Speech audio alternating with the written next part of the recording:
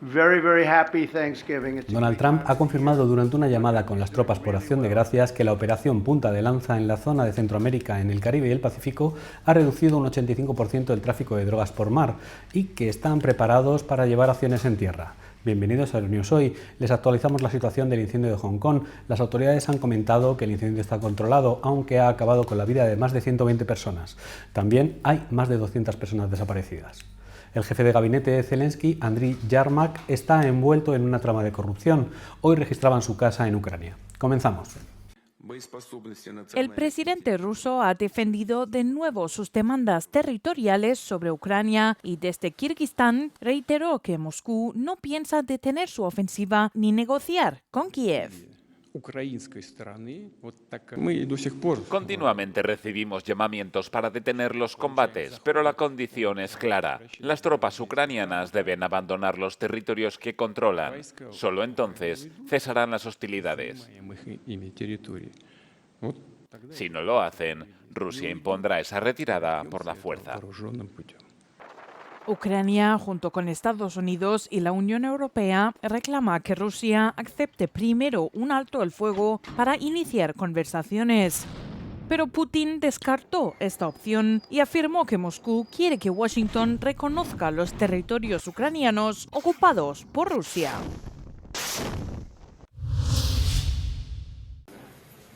La Oficina Nacional Anticorrupción de Ucrania está llevando a cabo registros en locales vinculados al jefe de gabinete del presidente Volodymyr Zelensky, Andriy Yermak.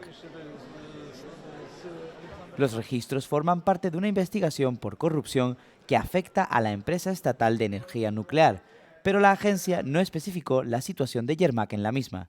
Yermak confirmó los registros e indicó que está cooperando plenamente con las autoridades. Los organismos anticorrupción de Ucrania afirmaron que habían descubierto que miembros del gobierno ucraniano habían cobrado sobornos de contratistas de la empresa estatal de energía nuclear Energoatom. Según la investigación, el cerebro de la trama era el empresario Timur Mintish, antiguo socio de Zelensky. En respuesta a la investigación, Ucrania puso en marcha una auditoría anticorrupción masiva de todas las empresas estatales.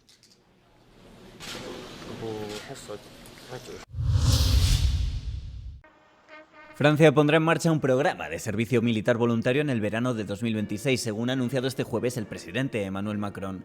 El programa reclutará a jóvenes de entre 18 y 19 años seleccionados durante una jornada de movilización a petición propia y en función de las necesidades de las Fuerzas Armadas. Los voluntarios prestarán servicio durante 10 meses, comenzando con un mes de formación inicial en habilidades militares básicas y manejo de armas, seguido de 9 en una unidad militar desplegada únicamente en territorio francés. Nous ne pouvons pas revenir au temps de la conscription. No podemos volver a la época del servicio militar obligatorio, pero necesitamos movilización de la nación para defenderse. No contra ningún enemigo en particular, sino para estar preparados y ser respetados. Macron ha dicho que el programa pretende matricular a 3.000 jóvenes en 2026 para llegar a 10.000 en 2030 y a 50.000 en 2035. El ejército francés cuenta actualmente con unos 200.000 efectivos en activo y más de 40.000 reservistas, lo que lo convierte en el segundo de la Unión Europea, solo por detrás de Polonia. En una entrevista en el programa matinal Europe Today de Euronews, la embajadora de la Unión Europea en Ucrania, Katerina Maternova, ha reclamado a la Unión que presione para utilizar los activos congelados rusos en bancos belgas.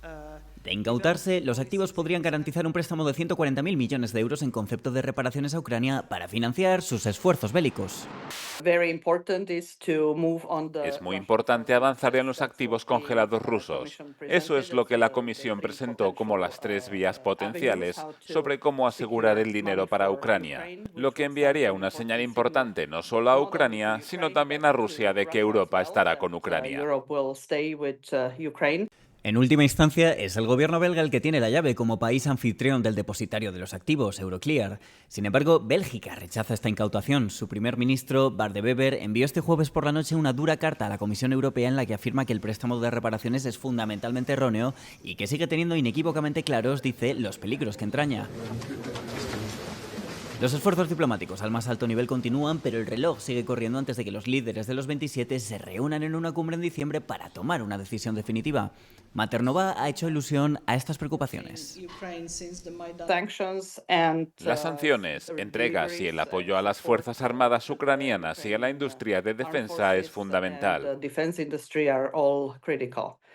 Usted pregunta qué pasaría si no se lleva a cabo. Creo que hay mucho en juego, y no solo para Ucrania, sino para toda Europa. Maternova ha explicado que la economía ucraniana se ha visto gravemente afectada por los ataques rusos a las infraestructuras energéticas, que han provocado apagones masivos. El pueblo ucraniano está agotado y quiere la paz, dice la embajadora, pero que sea una paz justa.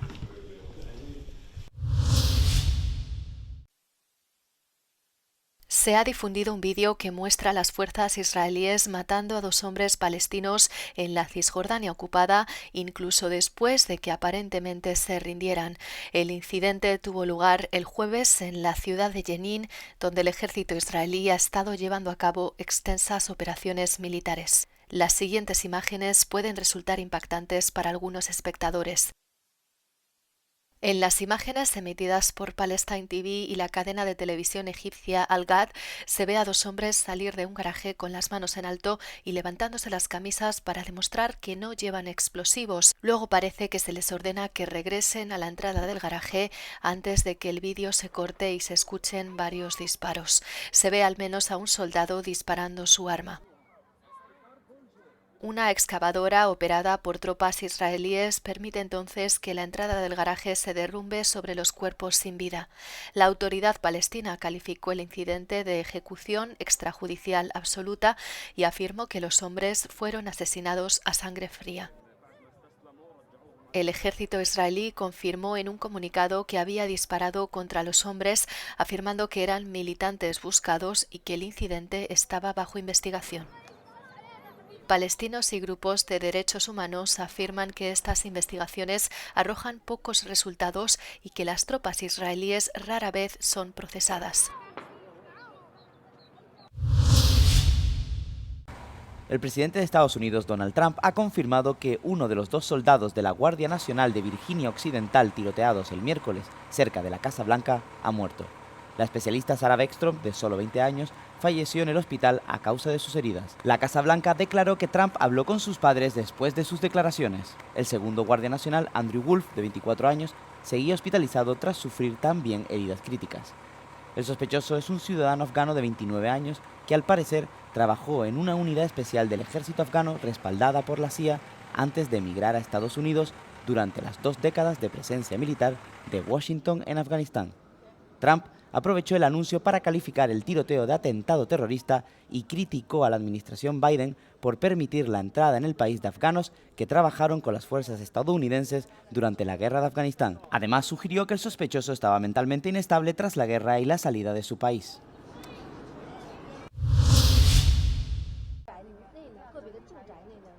Un portavoz del gobierno anunció el viernes que las operaciones de extinción de incendios han terminado en Hong Kong, en lo que se ha convertido en uno de los incendios más mortíferos del territorio en décadas. Al menos 128 personas murieron cuando una torre residencial de gran altura quedó envuelta en llamas tras incendiarse materiales de construcción y andamios de bambú durante unas obras de renovación. Las llamas se propagaron rápidamente a otras torres idénticas del complejo, quemando 7 de los 8 edificios. El servicio de bomberos local afirma que las llamas han sido extinguidas en su mayor parte y añade que la atención se ha centrado en la búsqueda de supervivientes. Alrededor de 200 de los casi 5.000 residentes de las torres siguen en paradero desconocido, mientras el personal de emergencia se afana por entrar en cada unidad en busca de personas que puedan seguir atrapadas. Más de 900 personas fueron evacuadas a refugios temporales desde que se declaró el incendio el miércoles. Las autoridades detuvieron a 3 personas en relación con el incidente, los directores del proyecto y un consultor de ingeniería, y están siendo investigados por homicidio involuntario. Las autoridades sospechan que algunos de los materiales utilizados en las obras no cumplían las normas de resistencia al fuego. Los edificios, construidos en la década de 1980, se levantaron antes de que se revisaran los códigos de incendios de Hong Kong, que exigían la construcción obligatoria de plantas refugio contra incendios en las estructuras de gran altura.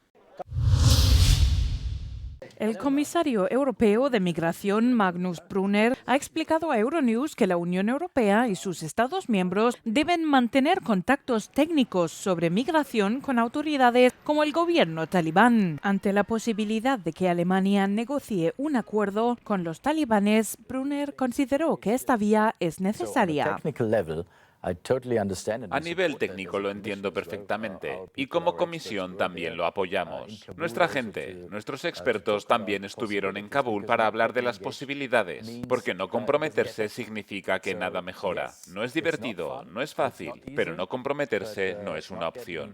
Así que creo que tenemos que hablar con estos países, aunque no los reconozcamos como gobierno, pero aún así tenemos que hablar con ellos. No hay opción de no hablar. Sus declaraciones llegan tras la presión de 20 países europeos para encontrar una vía que permita devolver a afganos que viven de forma ilegal en la UE. Los estados reclaman un mecanismo para repatriar a condenados por delitos al considerar que la falta de un acuerdo con los talibanes supone un riesgo para la seguridad de Europa. Tenemos ejemplos de delincuentes que suponen una amenaza para la seguridad de los Estados miembros de la Unión Europea. Y creo que es legítimo devolverlos y encontrar soluciones con estas regiones o países para que los afganos vuelvan a su país. Brunner confirmó que personal de la comisión viajó a Kabul para contactos con las autoridades talibanas y reiteró que evitar el diálogo no permite avanzar. Los eurodiputados han criticado que la Unión Europea no lograse impulsar la eliminación progresiva de los combustibles fósiles en la COP30. Lo han hecho durante una sesión plenaria en Estrasburgo sobre los resultados de la Conferencia Climática de Naciones Unidas sobre el Clima celebrada la semana pasada en la ciudad brasileña de Belém. El texto final evita esbozar planes para eliminar la extracción de carbón, gas y petróleo debido a la resistencia de los grandes productores de petróleo.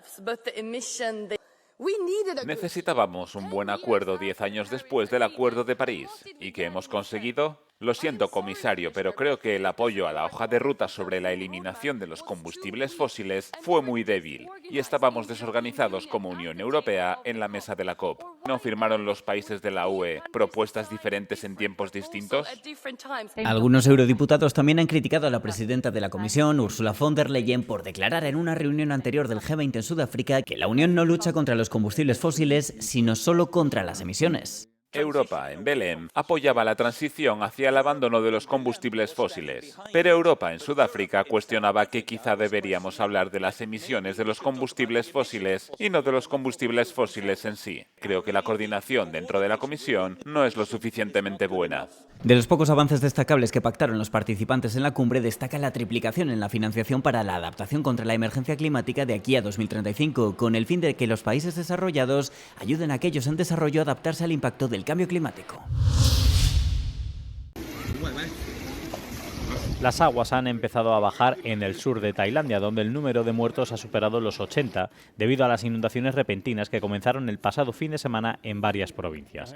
Las autoridades locales esperan que el nivel de agua descienda por debajo de las orillas de los ríos en todas las zonas afectadas antes del viernes. Las lluvias torrenciales comenzaron el pasado fin de semana y continuaron hasta el miércoles. Alrededor de 1 millón de hogares y 2,7 millones de personas se han visto afectados y se ha declarado el estado de emergencia en la región meridional de Songkhla, incluida Hat Yai, la mayor ciudad de Tailandia, donde muchos habitantes quedaron atrapados en los tejados. También se desplegaron 8 hospitales de campaña para apoyar al hospital principal de Hat Yai, que se ha visto gravemente afectado por un suministro limitado de electricidad debido al alto nivel de las aguas. Decenas de pacientes en estado crítico tuvieron que ser trasladados por aire desde el hospital y el resto del personal y los pacientes también recibieron suministros por aire. Los habitantes de la provincia de Blagoevgrad, en el suroeste de Bulgaria, tienen que vadear aguas que les llegan hasta los muslos. Tras varios días de fuertes lluvias, los ríos cercanos se han desbordado, inundando 2 ciudades y varias carreteras principales. Los coches que circulaban por los tramos arrasados han ido perdiendo sus matrículas una tras otra. El jueves también se produjeron pequeños corrimientos de tierra, pero las autoridades búlgaras los despejaron rápidamente. El agua ha inundado sótanos en muchos lugares, donde los bomberos han estado intentando bombearla y la red eléctrica también ha necesitado reparaciones. El alcalde de Sandanski ha declarado el estado de emergencia y la provincia ha emitido la máxima alerta roja por inundaciones, ya que se espera que las lluvias torrenciales que comenzaron el miércoles continúen hasta el fin de semana. Pueden caer hasta 65 litros de precipitaciones por metro cuadrado. La región limita con Grecia, donde numerosas zonas también han sufrido inundaciones en los últimos días. Unos investigadores de Estados Unidos han desarrollado una nueva herramienta que permite a los científicos independientes estudiar cómo afectan los algoritmos de las redes sociales a sus usuarios, sin necesidad del permiso de las plataformas. Las conclusiones del estudio sugieren que las plataformas podrían reducir la polarización política rebajando la clasificación de los contenidos hostiles en sus algoritmos. La herramienta, una extensión del navegador basada en inteligencia artificial, escanea las publicaciones en X y busca temas antidemocráticos y opiniones partidistas extremadamente negativas. Esto incluye publicaciones que llamen a la violencia o a encarcelar a los seguidores de un partido de la oposición. A continuación, reordena estas publicaciones en la red social en cuestión de segundos, de modo que el contenido polarizador se desplaza al final de la página del usuario. En un estudio realizado por investigadores de las universidades de Stanford, Northeastern y Washington, participaron 1.200 personas. Los contenidos de los participantes se modificaron durante 10 días en plena temporada electoral, en vísperas de las elecciones presidenciales de 2024. El estudio demostró que los usuarios expuestos a contenidos menos incitadores reflejaban menos tristeza e ira al utilizar las redes sociales. La tripulación de la Estación Espacial Internacional aumentó con 2 astronautas rusos y 1 estadounidense después de que sus naves Soyuz MS-28 se acoplaran con éxito al segmento ruso de la estación, el módulo llamado Rassvet, que significa amanecer. Los cohetes rusos Soyuz 2.1 fueron lanzados desde Baikonur, en Kazajistán. La tripulación de la Estación Espacial Internacional captó el acoplamiento en cámara y dio la bienvenida a sus nuevos colegas con grandes abrazos. Está previsto que los 3 astronautas pasen 242 días en la estación y no regresen a casa hasta julio de 2026. Durante la misión tienen previsto realizar más de 40 experimentos científicos y 2 paseos espaciales. El objetivo del primer paseo espacial será instalar un dispositivo diseñado para predecir erupciones solares, mientras que el segundo se centrará en el mantenimiento del módulo ruso llamado Zarja. ¿Cómo de avanzada está la integración de la inteligencia artificial en los sistemas sanitarios europeos?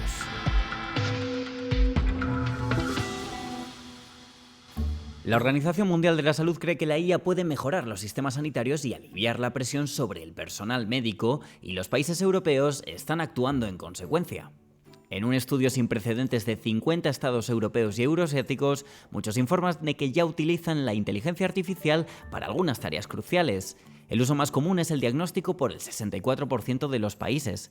En algunos casos, esto puede reducir en menos de un 50% del tiempo empleado por los oncólogos en combatir la enfermedad.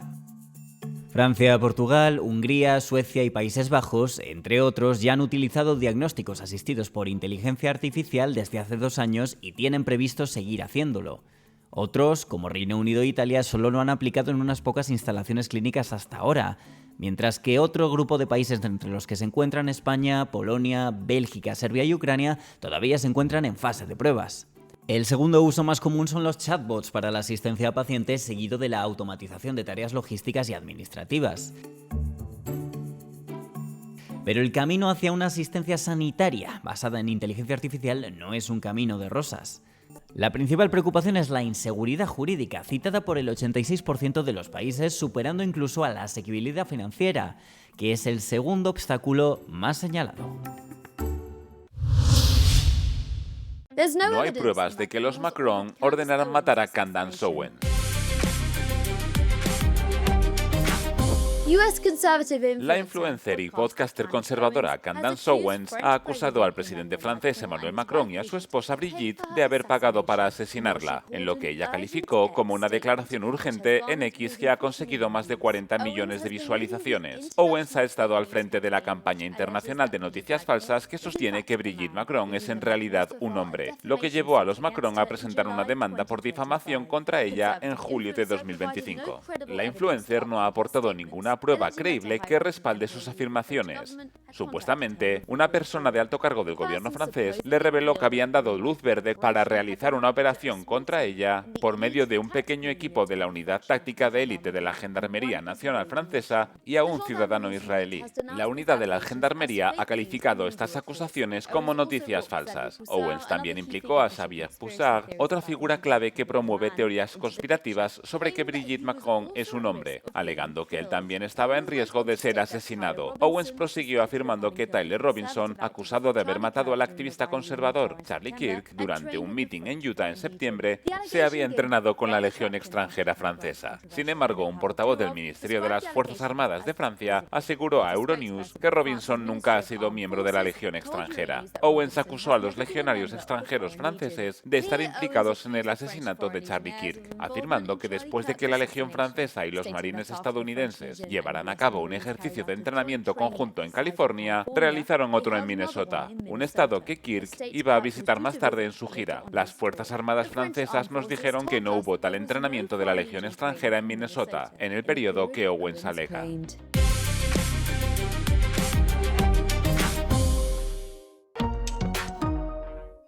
Y hasta aquí las noticias de hoy. Pueden mantenerse informados desde nuestras redes sociales y página web, donde podrán leer contenido específico, como por ejemplo, cómo España ha pedido a la Unión Europea una ley para evitar el abuso de propiedad intelectual por parte de la IA, como por desgracia una de los 2 soldados de la Guardia Nacional estadounidense a los que dispararon el miércoles ha fallecido, y también les comentamos cómo en diversos lugares del mundo como Bulgaria, Sri Lanka o Tailandia están sufriendo cuantiosas inundaciones.